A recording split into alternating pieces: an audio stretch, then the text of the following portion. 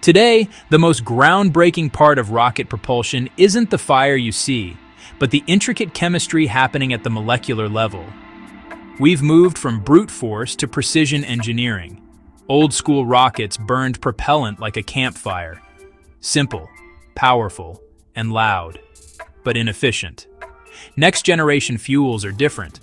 They're custom-designed molecules, engineered to store far more energy in a smaller space, burn cleaner, and unlock smarter, more controllable combustion.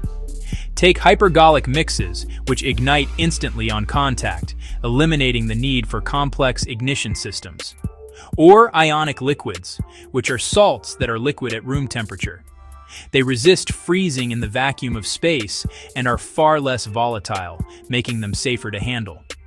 We also have gelled propellants, which combine the stability of solids with the throttle control of liquids. And metallized additives like nano-aluminum boost thrust without a bigger, more dangerous explosion.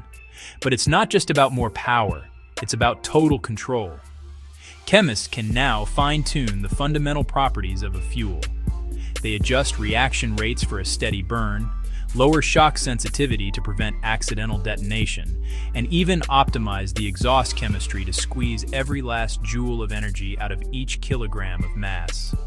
This is the science of specific impulse, getting more push for less fuel. The result of all this molecular mastery: longer missions to distant planets, and truly reusable rockets that can land, refuel, and fly again, dramatically lowering the cost of accessing space. We're even developing propulsion systems that can switch modes mid-flight, optimizing for both atmospheric and vacuum conditions. Looking ahead, concepts like rotating detonation engines promise even greater efficiency.